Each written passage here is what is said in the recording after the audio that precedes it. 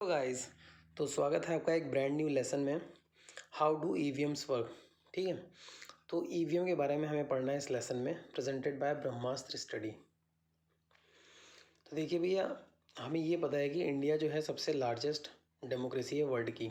ठीक है, तो इतनी बड़ी डेमोक्रेसी अगर वर्ल्ड की है तो वहाँ पे बहुत इंपॉर्टेंट हो जाता है कि भाई इलेक्शंस कैसे हो रहे हैं। ठीक है, तो इलेक्शंस हो रहे हैं ये इम्पॉर्टेंट हो गया, प्लस कैसे हो रहे हैं, किस मेथड से हो रहे हैं, बैलेट से हो रहे हैं कि इलेक्ट्रॉनिक से हो रहे हैं। ठीक है, तो जैसा कि हमें पता है कि वर्ल्ड धीरे धीरे प्रोग्रेस कर रहा है, तो कहीं ना कहीं हमें बैलेट से इलेक्ट्रॉनिक की तरफ जाना पड़ेगा। ठीक है, तो हम इसी दिशा में आगे बढ़े हैं और बैलेट से इलेक्ट्रॉनिक की तरफ गए हैं। तो आज हम उसी के बारे में पढ़ेंगे कि भाई ईवीएम कैसा है, कैसे वर्क करता है, क्या उसके चैलेंजेस हैं और क्या हमें आगे उसमें देखना है। ठीक है, तो चलिए शुरू करते हैं।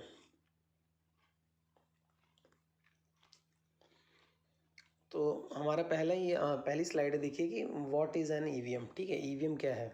तो ईवीएम मतलब जैसा कि सबको पता है कि इलेक्ट्रॉनिक वोटिंग मशीन। ठीक है, तो अगर आप 18 साल से ऊपर हैं, ठीक है, 18 ईयर्स की एज से ऊपर है, तो ऑब्वियस है कि आपने कभी ना कभी वोटिंग की होगी। ठीक है, और अगर नहीं की है तो फिर ये आपने एक तरह से गलत काम किया, आपको एक ना एक बार वो अब तक वोटिंग कर लेनी चाहिए थी। ठीक है, तो अगर आप 18 के ऊपर हैं तो बिल्कुल वोटिंग करनी चाहिए, ये आपका राइट है, प्लस आपकी ड्यूटी भी है। ठीक है, तो वोटिंग अगर नहीं की है तो तो करनी चाहिए, अगर प्लस जिसने की है उसने ज़रूर देखा होगा ईवीएम, तो वो इस वीडियो को ज़्यादा अच्छे से समझ पाएंगे। प्रैक्टिकली उनके पास एक पिक्चर होगी दिमाग में।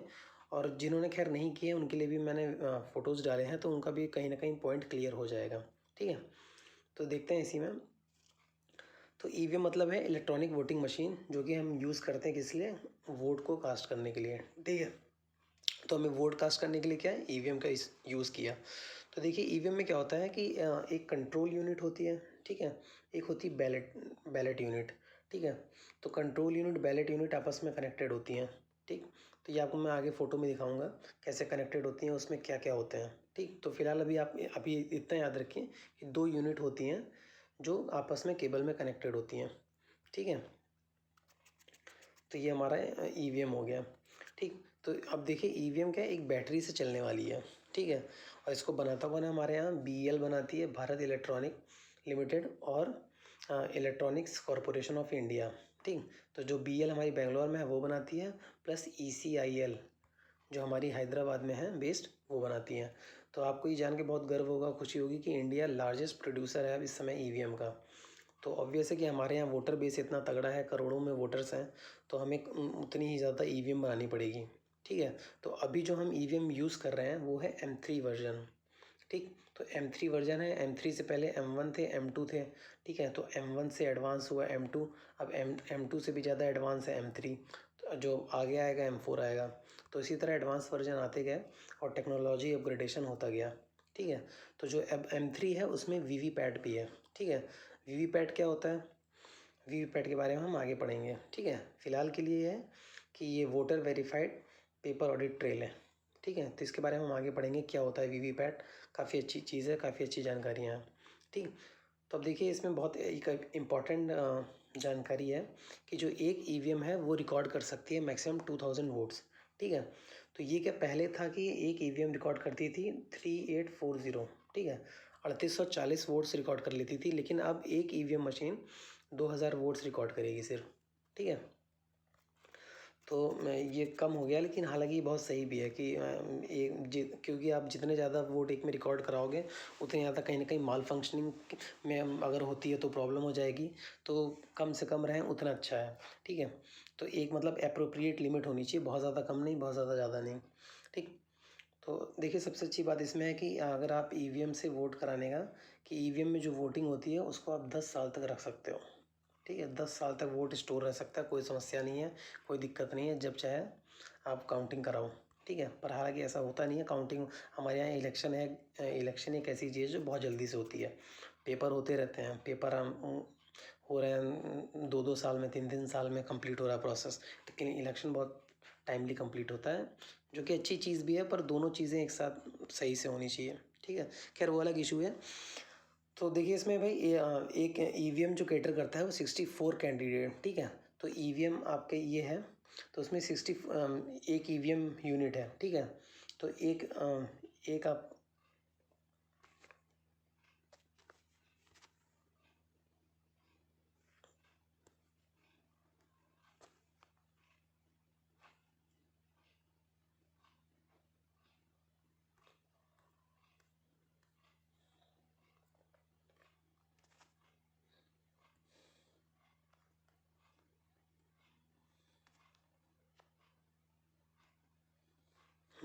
तो एक ईवीएम यूनिट है, तो एक कंट्रोल यूनिट से चार आपकी बैलेटिंग यूनिट लग सकती हैं, ठीक है। और एक में 16 कैंडिडेट रजिस्टर हो सकते हैं, ठीक है। तो टोटल 64 कैंडिडेट्स को ये कैटर कर लेते हैं, ठीक। तो ये देखने वाली बात है कि 64 कैंडिडेट्स को टोटल कैटर करते हैं ये, ठीक है।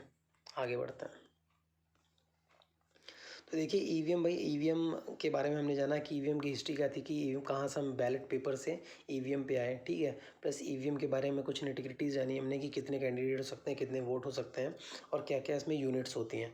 तो देखिए भाई, सबसे पहले जो ईवीएम हमारी यूज़ हुई थी, ईवीएम यूज़ हुई है वो 1989, ठीक है। 1989-90, जहाँ पे एक्सपेरिमेंटल बेसिस पे इसको 16 असेंबली में यूज़ किया गया था।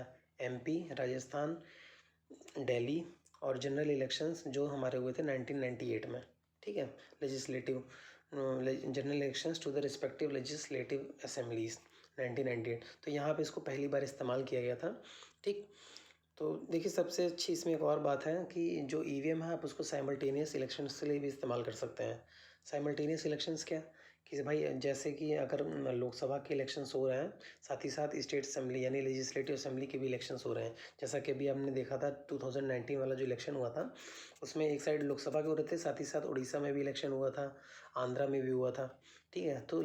तो जो हमारी ये ईवीएम्स डिज़ाइन है वो ऐसे डिज़ाइन है कि साइमल्टेनियस इलेक्शंस हो सकें, क्योंकि साइमल्टेनियस इलेक्शन जो है हमारा फ्यूचर है।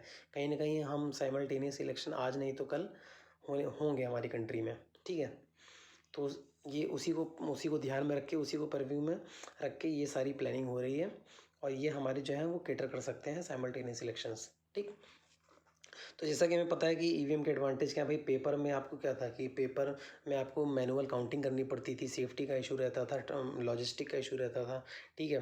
तो बहुत सारे इश्यूज़ रहते थे, पर उसमें फ्रॉड का भी बहुत ज़्यादा चांसेस थे। तो और प्लस काउंटिंग जो होती थी वो घंटों दिनों चल रही है। इसमें क्या है भाई, 2 से 3 आवर्स में आपको कहीं ना कहीं एक अच्छा खासा रुझान मिल जाता है, ठीक है, कि एक्चुअल में वोटिंग किधर जा रही है। जैसा कि अभी हमने बिहार में इलेक्शंस में देखा, ठीक है। हालांकि इस बार बिहार इलेक्शन में 63% ईवीएम ज़्यादा थी, ठीक है। क्यों? क्योंकि वोटिंग बेस हमारा बढ़ रहा है, लोग और जागरूक हो रहे हैं, वोटिंग करना चाहते हैं, अपने राइट का इस्तेमाल करना चाहते हैं, ठीक है। उनको जो प्रॉब्लम है वो वही एक दिन होता है जिस दिन उनको अपना ग्रीवांस, एक्चुअल में उनका ग्रीवांस रिड्रेसल हो सकता है कि भाई उनको अगर कैंडिडेट नहीं पसंद है तो हटाओ उसको, दूसरे को लाओ, ठीक है। तो भाई अब ये कहीं ना कहीं फास्ट है उससे, और ज़्यादा कन्वीनियंट है, और प्लस ज़्यादा एफिशिएंट है, ठीक है। तो अब हाँ, ठीक है, तो ये हमारा हो गया कि भाई ये फास्ट है। दूसरा कि ये इंश्योर करता है principle one voter one vote, ठीक है।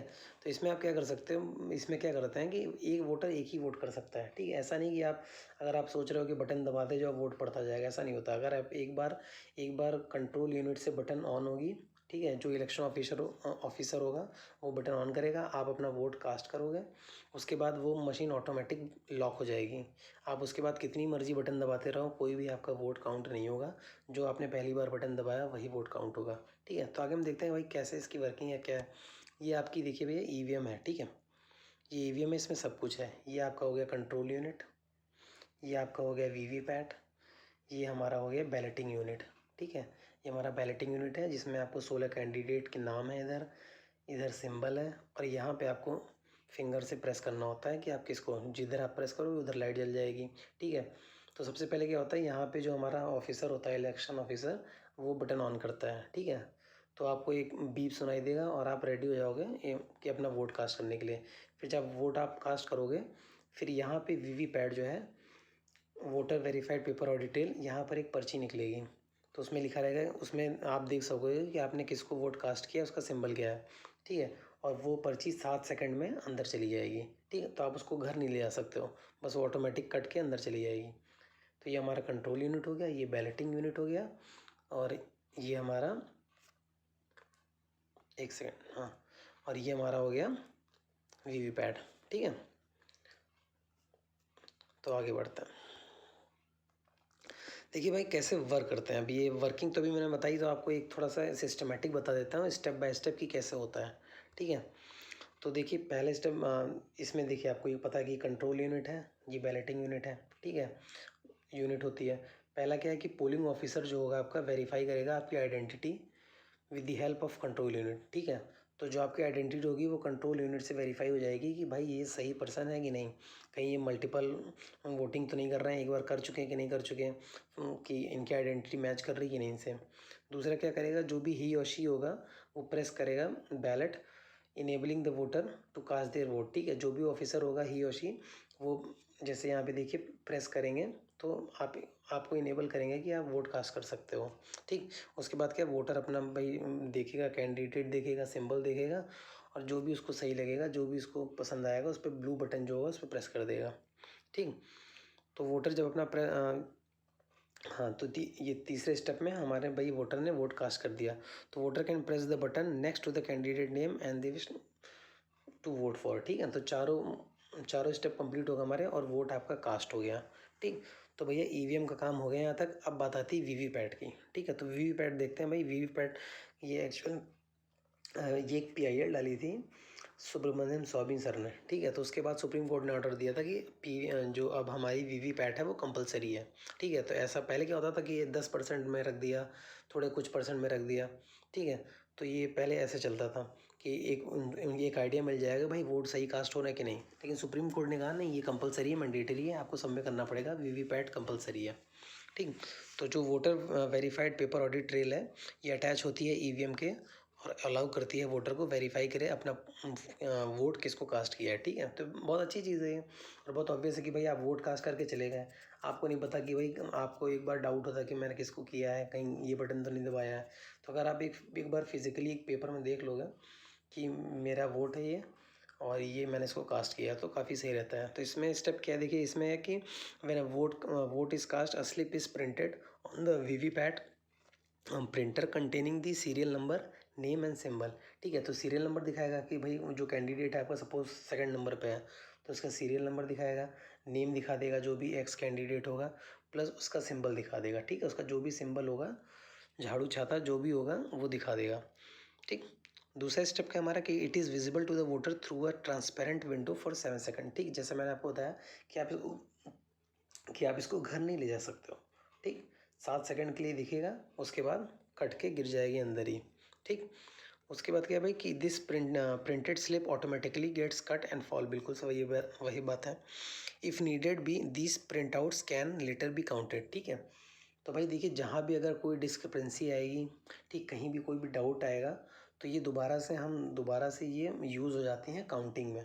ठीक है, तो ये काउंटिंग में इस्तेमाल हो जाएगी कि भाई रिकाउंट करके दोबारा से चेक करना कि भाई वोटिंग काउंट सही हुआ है कि नहीं हुआ है। ठीक है, तो आगे बढ़ते हैं। हम्म, तो कुछ इश्यूज़ हैं, कंट्रोवर्सी हैं। ठीक है, भाई हमने देखा है बिल्कुल कि जब भी इलेक्शंस होते हैं, ठीक है, जैसे बिहार इलेक्शन हुआ, अभी कोई भी इलेक्शन होता है, कभी भी इलेक्शन हुआ है, चाहे लोकसभा के हों चाहे लेजिस्लेटिव असेंबली के हों, इलेक्शन के बाद सबसे ज़्यादा एक कंट्रोवर्सी आती है कि ईवीएम हैकिंग को लेके, ईवीएम फ्रॉड को लेके, ईवीएम को लेके बहुत सारी आवाज़ें उठती हैं। ठीक है, जिसमें ईसीआई भी जवाब देता रहता है, इलेक्शन कमीशन ऑफ इंडिया। तो उसी के रिगार्डिंग क्या इश्यूज़ हैं, क्या कंट्रोवर्सीज़ हम देखेंगे। तो एक तो है कि रेगुलर एलिगेशंस लगते हैं टेम्परिंग के। ठीक है, तो आपने देखा होगा रेगुलर एलिगेशंस होते हैं कि भाई ईवीएम पहले से हैक थी, या कुछ उसमें मैनिपुलेशन हुई है, कुछ हुआ है, तो जो कि हमारी एक डेमोक्रेसी की परफॉर्मेंस के लिए बहुत ही ख़राब है, लोगों के ट्रस्ट के लिए बहुत ही ख़राब है। ठीक है, हैकिंग ऑफ ईवीएम का देखा होगा आपने कि बार बार ईवीएम हैकिंग की बात चलती रहती है। प्लस तीसरा है कि देखिए माल फंक्शनिंग का। तो अभी क्या हुआ था जब यूपी इलेक्शन हुए थे, ठीक है, अभी जब लोकसभा इलेक्शन हुए थे, तो कई ऐसे कॉन्स्टिट्यूएंसीज थी जहाँ पे माल फंक्शनिंग देखने को मिली थी। ठीक है, कि वोटर वोट कास्ट कर रहा है, कास्ट नहीं हो रहा है, कास्ट कर रहा है तो उसको वीवीपैट में किसी और का नाम दिख रहा है। तो ऐसे बहुत सारी माल फंक्शनिंग देखने को मिली थी, जिससे कहीं ना कहीं ये बहुत ही ज़्यादा हैम्पर और टैम्पर कर रही थी लोगों के ट्रस्ट को। ठीक है, कि भाई ईवीएम में उनको लगा कि हाँ भाई इसमें सच में दिक्कत है, क्योंकि ऑलरेडी इतना ज़्यादा इसमें शोर शराबा हो चुका है दिक्कत का। तो अगर वो खुद ही प्रैक्टिकली देख लेंगे तो कहीं ना कहीं वो कॉन्फिडेंट हो गए कि हाँ भाई इसमें तो दिक्कत है। तो हमें इन सब सारी चीज़ों को देखना है। प्लस एक की लैक ऑफ ट्रस्ट है, और कांस्टेंट एलिगेशन जो है वीकन करते हैं क्या मेथड ऑफ इलेक्शन को हमारे। ठीक है, तो मेथड ऑफ इलेक्शन ही कहीं ना कहीं, अगर डेमोक्रेसी है, ठीक है, डेमोक्रेसी में मेथड ऑफ इलेक्शन ही सबसे बड़ा चीज़ है, कि अगर आपका मेथड ऑफ इलेक्शन ही सही नहीं है तो किस बात की डेमोक्रेसी है। तो पूरी पूरी डेमोक्रेसी कहीं ना कहीं एकदम दांव पे आ जाती है। ठीक है, अगर मेथड ऑफ इलेक्शन हमारा ट्रांसपेरेंट नहीं है, ट्रस्टेबल नहीं है।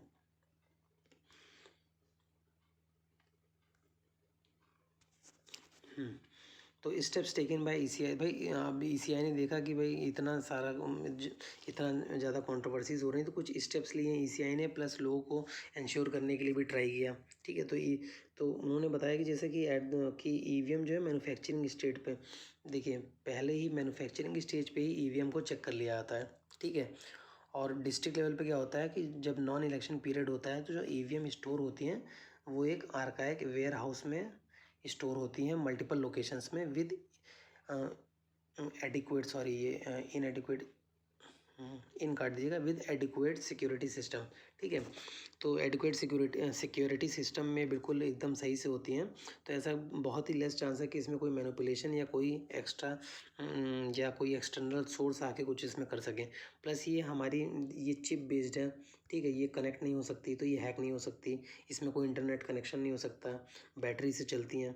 तो जब एक्सटर्नल कोई सोर्स इसमें एंटर नहीं कर सकता, कोई भी आप इवन कोई चिप नहीं लगा सकते, कोई पेन ड्राइव नहीं लगा सकते, कुछ भी आप कनेक्ट नहीं कर सकते हो, तो बहुत ही लेस चांसेस हैं इसमें कि ना के बराबर कि इसमें कोई हैकिंग की दिक्कत होगी। प्लस इसको आप ना इंटरनेट से कोई भी कनेक्शन नहीं है, तो बिल्कुल मान सकते हैं कि ये हैकिंग तो नहीं पॉसिबल है इसकी। ठीक है, इसके रिगार्डिंग ये कि ईसीआई ने हैकाथॉन रखा था और ईसीआई ने चैलेंज भी किया था कि भाई जिसको जिसको लग रहा है कि इसको हैक कर सकते हैं, आप इसको आओ हमारे सामने हैक करो। ठीक है, प्राइज़ भी पाओ, प्लस एक इसमें फिर इस सिस्टम को भी चेंज करने की सोची जाएगी। ठीक है, कर भी दिया जाएगा इवन। पर उस टाइम पहले तो सारी पार्टियों ने रोना रोया कि भाई कि जो ईवीएम है हैक है, लेकिन उस टाइम कोई नहीं किया। ठीक है, क्योंकि उनके दावे और दलील दोनों भी बहुत ही हल्के थे और बहुत ही खुद में डाउट थे कि भाई ऐसा पॉसिबल है कि नहीं है। तो उस जब ईसीआई ने हैकाथॉन रखा था तो कोई भी वहाँ पर नहीं गया था। ठीक है, देखिए वीवीपैट यूज़ करते हैं इसीलिए कि ज़्यादा इसमें ट्रांसपेरेंसी है, ट्रस्ट है। ठीक है, जो कि बहुत अच्छा स्टेप है। और प्लस इसमें ऑथेंटिसिटी के लिए जो यूनिट्स हैं, before pull to weed out the counterfeit tampered EVMs. ठीक है, तो ऑथेंटिकेशन यूनिट, ठीक है, जो ऑथेंटिकेशन यूनिट हो गई हमारी वीवीपैट।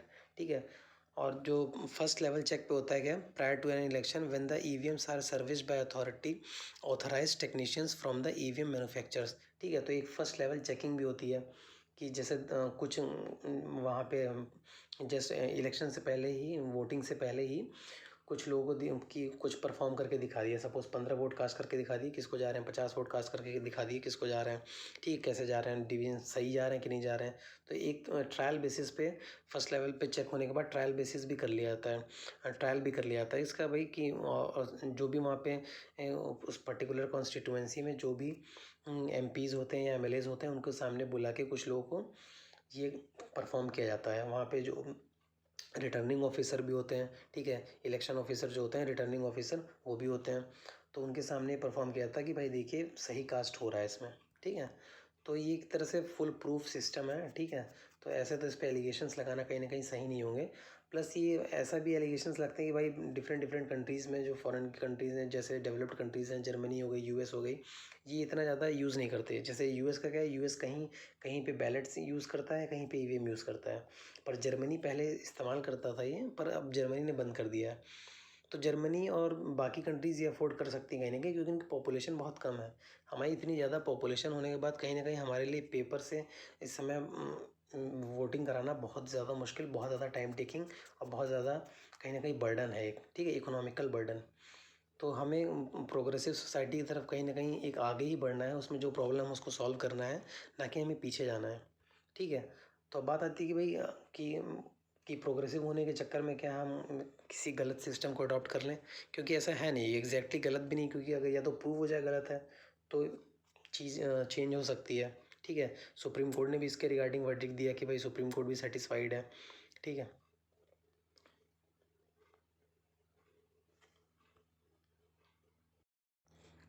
तो ये सिस्टम कहीं न कहीं अभी तक सही चल रहा है, प्लस आगे भी हमें प्रोग्रेस करना है, तो इसी सिस्टम को हमें और फर्दर इन्वॉल्व करना पड़ेगा। ठीक है, तो वे फॉरवर्ड में यही हमारा है कि कांस्टेंट टेक्नोलॉजिकल अपडेट करने हैं। ठीक है, जैसे अभी हम M3 यूज़ कर रहे हैं, तो आगे और अपडेट होगा तो M4 आएगा, तो और उसमें टेक्नोलॉजीज़ डेवलप होंगी और चांसेस कम होगी कि कोई एक्सटर्नल सोर्स कुछ कर पाए उसमें। ठीक है, कोई हैकिंग का या ऐसा कुछ कोई भी इशू हो सके। तो हमें इसीलिए जैसा कि मैंने कहा कि हमें प्रोग्रेसिव व्यू रखना है अपना। ठीक है, रिग्रेसिव नहीं रखना है। हमें आगे जाना है, जैसे हम बैलेट से, जैसे अब सारी चीज़ें डिजिटल हो रही हैं। ठीक है, तो डिजिटल ही आगे की फ्यूचर है हमारी। तो उसी दिशा में हमें बढ़ना है, ना कि हमें दोबारा से पेपर में जाना है जहाँ पे बहुत टाइम टेकिंग, प्लस हमारा जो वोटिंग बेस है हमारा बढ़ता ही जाएगा। लोग जितने जागरूक हो रहे हैं तो वोटिंग बेस हमारा बढ़ना ही है। तो इंडिया जैसी कंट्री में ईवीएम ही बेस्ट ऑप्शन है जिसको हम कर सकते हैं। और मोर विजिलेंट अप्रोच, ठीक है, तो ये उसी में कवर हो गई हमारी कि भाई विजिलेंट अप्रोच रखनी पड़ेगी हमें, क्योंकि मिसक्रिएंट्स कहीं ना कहीं ट्राई करने की बिल्कुल कोशिश करते हैं कि हम कैसे हैम्पर कर सकें, ठीक है। जैसे कि बैलेट में हमारा कोई बहुत प्रूफ नहीं, वाटर टाइट अरेंजमेंट नहीं था उसमें। बैलेट में कितने सारे इश्यूज़ थे कि कहीं पे बूथ कैप्चरिंग हो जा रही है, कहीं पे बैलेट ही गायब हो जा रहे हैं।